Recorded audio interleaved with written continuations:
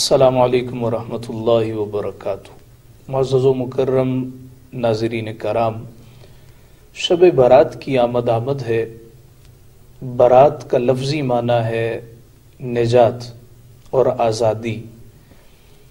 چونکہ اس رات پروردگار عالم بنو کلب کی بکریوں کے بالوں سے بھی زیادہ گنہگاروں کو جہنم سے آزاد فرما کے جنت الفردوس عطا کرتا ہے، اسی بنا پر اس رات کو لیلۃ البرات یا ہم اپنی زبان میں شب برات کہتے ہیں۔ حضرت انسان کی دنیا میں آنے کی ایک سب سے بڑی وجہ اللہ رب العزت کی عبادت کرنا، اس کو معبود برحق سمجھنا، اس کی بندگی اختیار کرنا۔ مگر افسوس کے ساتھ کہ ہم دنیا میں آئے، اس کے جھمیلوں میں مست ہو گئے، اس کے میلوں میں کھو بیٹھے۔ وہ اللہ رب العزت نے جو ہمیں اعزاز عطا کیا تھا کہ تم میرے نائب اور خلیفہ ہو، اس اعزاز سے ہم اپنے آپ کو محروم کرتے گئے۔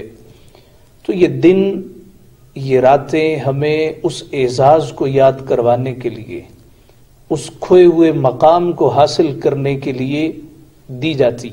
جس طرح کہ ہم یوم پاکستان مناتے ہیں، ہم یوم تکبیر مناتے ہیں، مزدوروں کا عالمی دن منایا جاتا ہے۔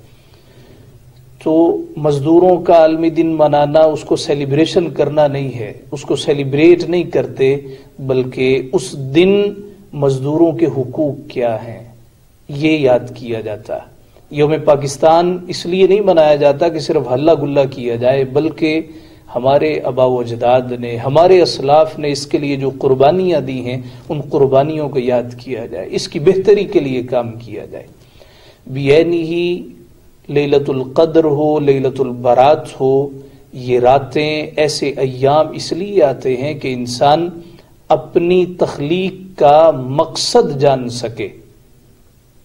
اللہ رب العزت کا بے پایا لطف و کرم اور اس کا احسان ہے، اس نے اپنے حبیب کریم صلی اللہ علیہ وآلہ وسلم کی امت کو ایسے ایام عطا کیے، ایسی راتیں عطا کی کہ ایک ایک رات کا ثواب 80 برس کی عبادت سے بھی بڑھ کر ہے۔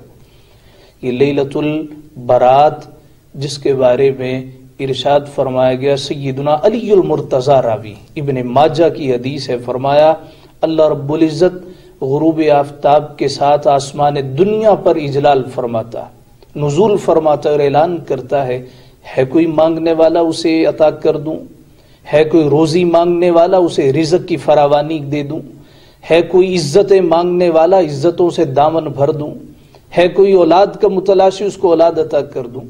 یہ جو آج کل ہم فلاں جگہ پہ پرچی دو، فلاں جگہ پہ درخواست دو کہ مجھے اتنا پیسہ مل جائے، یہ جو ہم جگہ جگہ درخواستیں دے رہے ہیں، ساتھیو آؤ آج کی رات ایک درخواست اللہ کے حضور بھی پیش کر دیتے، ایک عرضی اللہ کے حضور بھی ڈال دیتے ہیں۔ اور یہ ایسی جگہ ہے جہاں پہ درخواستیں رد نہیں ہوتی، جہاں پہ عرضیاں منہ پہ نہیں ماری جاتی، جہاں پہ جو آئے محمود و ایاز ہو، چھوٹا بڑا ہو، اس کے ساتھ یکساں سلوک کیا جاتا ہے۔ میرا بندہ آیا، میری تخلیق آئی ہے۔ اللہ اپنے بندے سے 70 ماؤں سے زیادہ محبت کرنے والا ہے، لیکن وہ کہتا ہے کوئی مانگنے والا مانگے تو صحیح نہ عطا کروں، ہے کوئی رزق کا متلاشی رزق دے دوں، ہے کوئی پریشانیوں کا مارا میرے سامنے آئے، دو آنسو بہائے اس کی پریشانیاں دور کر دوں۔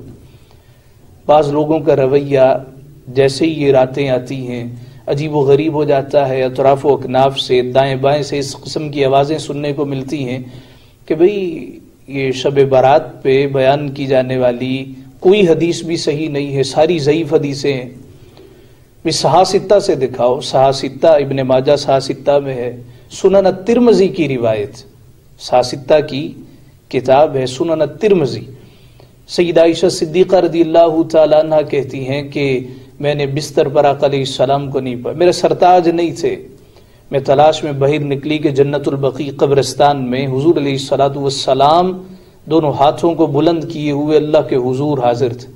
مجھے دیکھا، کہا عائشہ کیا تو اس بات سے خوفزدہ ہو گئی کہ اللہ اور اللہ کا رسول تمہارا حق غصب کرے. عرض کیا رسول اللہ صلی اللہ علیہ وسلم ایسا نہیں ہے، میں نے سوچا شاید آپ کسی اور زوجہ کی طرف مائل ہو گئے ہوں، اس کی طرف چلے گئے ہوں. آپ نے فرمایا عائشہ یہ رات ایسی رات ہے، اللہ رب العزت بنو کلب ایک قبیلہ ہے، ان کے پاس بے شمار بکریاں تھیں، تو حضور علیہ السلام نے ان کی مثال دی. فرمایا عائشہ یہ ایسی بابرکت اور عظیم رات ہے، اللہ اس رات بنو کلب کی بکریوں کے بالوں سے بھی زیادہ لوگوں کو جہنم سے آزاد کر کے جنت الفردوس عطا کرتا. تو یہ صحاح کی ہے. لوگ پھر بھی کہتے ہیں جی صحیح حدیث نہیں ہے، ضعیف حدیثیں ہیں.